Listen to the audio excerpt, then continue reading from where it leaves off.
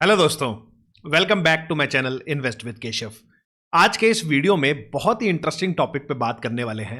वो है new fund offer, मतलब कि एनएफओ। तो आज इस वीडियो में हम जानेंगे कि एनएफओ बेसिकली होता क्या है, क्या आपको इसके अंदर इन्वेस्ट करना चाहिए, इसके क्या पॉजिटिव हैं क्या नेगेटिव हैं, पूरा इन डिटेल में चर्चा करने वाले हैं आज इस वीडियो में। तो वीडियो को अंत तक जरूर देखिएगा, चैनल को जो सब्सक्राइब कर लीजिएगा ताकि आपको इस तरीके के इंपॉर्टेंट वीडियोस टाइमली मिलते रहें। तो चलिए दोस्तों, वीडियो को स्टार्ट करते हैं। सबसे पहले अभी हमने जो लेटेस्ट में आप देखोगे कि एएमसी है, जियो और ब्लैक रॉक, उसका भी एनएफओ लॉन्च हुआ था। तो मेरे दिमाग में आया कि क्यों ना एक एनएफओ के ऊपर एक डिटेल सेशन किया जाए, एक डिटेल वीडियो बनाया जाए। तो बेसिकली ये एनएफओ होता क्या है, सबसे पहले इसको समझते हैं। तो एनएफओ का फुल फॉर्म है न्यू फंड ऑफर। तो जब भी कोई म्यूचुअल फंड कंपनी किसी भी स्कीम को लॉन्च करती है, चाहे वो इक्विटी की हो, डेट की हो, या फिर मल्टी एसेट हो, या कोई भी कैटेगरी के अंदर जब भी कोई पहली बार कोई स्कीम आती है, तो उसको हम बोलते हैं न्यू फंड ऑफर। इसको आप कंपेयर कर सकते हैं कि एक तरीके से जब कोई स्टॉक मार्केट के अंदर लिस्ट होता है फर्स्ट टाइम, जैसे मान लीजिए रिलायंस एक स्टॉक था, पहली बार वो एक टाइम पे जब स्टॉक मार्केट में लिस्ट हुआ था, तो उसको हम बोलते हैं आईपीओ।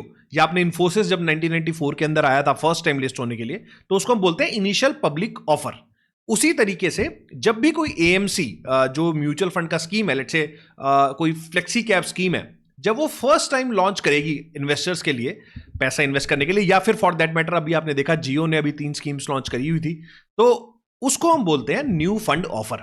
और जैसे ही इसको लॉन्च करते हैं तो मोस्टली केसेस में आप देखोगे तो 10 रुपए की एनएवी होती है। एनएवी का मतलब नेट एसेट वैल्यू। तो जो उस स्कीम का एसेट वैल्यू है वो 10 रुपए का होगा, और जितने रुपए आप उसमें इन्वेस्ट करोगे आपको अकॉर्डिंगली उसके यूनिट्स मिलते जाएंगे। मतलब अगर आपने 100 रुपए उसके अंदर इन्वेस्ट किए और एनएफए का जो एनएवी है वो 10 रुपए है, तो आपको 10 यूनिट मिलेंगे। अकॉर्डिंगली जिसने जितने जितने जितने पैसे इन्वेस्ट किए होंगे उसको उतने यूनिट्स मिलते जाएंगे according to the net asset value, मतलब एनएवी के हिसाब से। तो जब भी कोई स्कीम लॉन्च होती है वो 10 रुपए की एनएवी से स्टार्ट होती है, और धीरे धीरे धीरे धीरे जैसे जैसे फंड वैल्यू बढ़ती है वैसे वैसे वो जो स्कीम की एनएवी है वो धीरे धीरे बढ़ती जाएगी। आपने मोस्टली स्कीम्स में देखा होगा कि किस तरीके से कई एनएवीज 200 के ऊपर होती हैं, कोई 500 के ऊपर होती हैं, अलग अलग एनएवीज चलती रहती हैं। लेकिन इनिशियली जब वो फंड लॉन्च होता है तो वो 10 रुपए से लॉन्च होता है। तो ये बेसिक एक थीम है, ये एक बेसिक एक क्राइटेरिया है न्यू फंड ऑफर का। और बहुत सारी जो एएमसीज हैं टाइम टू टाइम इन स्कीम्स को लॉन्च करती रहती हैं और उनके एनएवीज निकालती रहती हैं। ये आई थिंक आपको समझ में आ गया होगा कि बेसिकली ये होता क्या है न्यू फंड ऑफर, और एनएवी क्या होती है। अब इसके बाद थोड़ा आगे चलते हैं कि क्या हमें इसके अंदर इन्वेस्ट करना चाहिए नहीं करना चाहिए।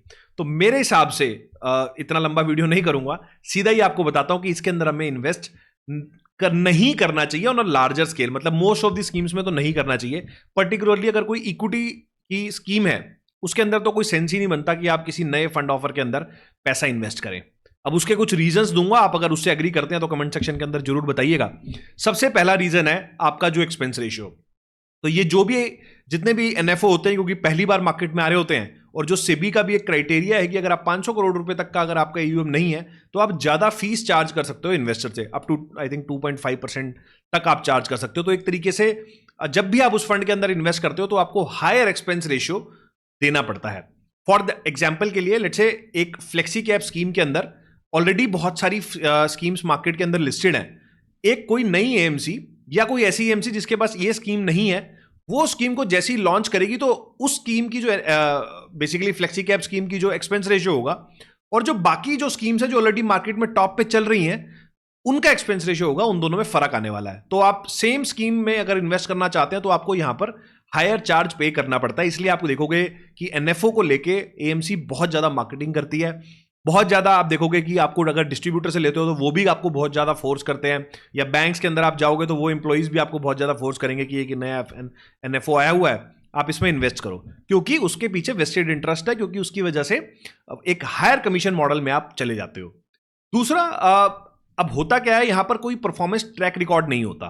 परफॉर्मेंस ट्रैक रिकॉर्ड से मेरा मतलब है, दोबारा से एग्जांपल लेता हूं, मान लीजिए एक फ्लेक्सी कैप स्कीम में मेरे को इन्वेस्ट करना है, और एक है पराग पारिक फ्लेक्सी कैप स्कीम जो इस स्कीम का लगभग टॉप म्यूचुअल फंड है, और एक कोई नई एएमसी है जिसने flexi cap mutual fund late से अभी शुरू किया है, नई स्कीम लॉन्च करी है।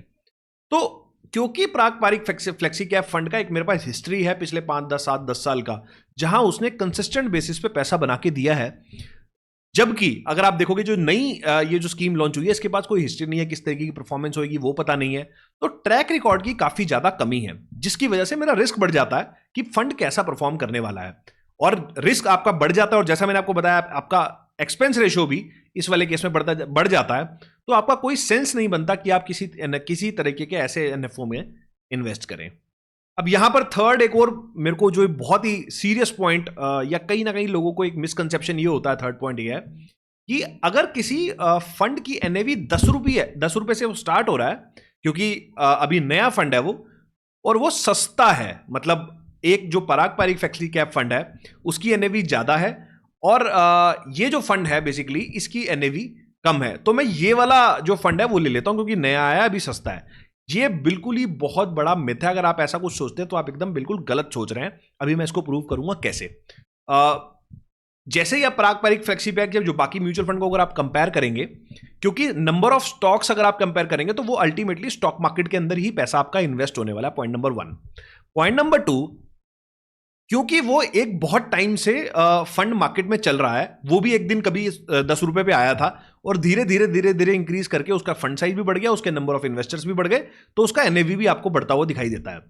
लेकिन ये फंड क्योंकि नया है, अल्टीमेटली ये भी स्टॉक्स के अंदर ही आपका पैसा इन्वेस्ट करने वाला है। मैं एग्जांपल के लिए मान लेता हूं कि अगर मान लीजिए फ्लेक्सी कैप फंड की एनएवी 100 रुपए है और इसकी 10 रुपए है, और अगर इन्होंने सेम स्टॉक्स में या थोड़ा बहुत इधर उधर स्टॉक्स में भी पैसा इन्वेस्ट किया हुआ है और मार्केट के अंदर 5% का रिटर्न आया, तो दोनों ही केस के अंदर, चाहे 10 रुपए वाली एनएवी थी चाहे आपकी 100 रुपए वाली एनएवी थी, दोनों ही केस में आपको रिटर्न सेम मिलने वाला है, क्योंकि जो पोर्टफोलियो ऑफ स्टॉक्स हैं वो दोनों केस में सेम है।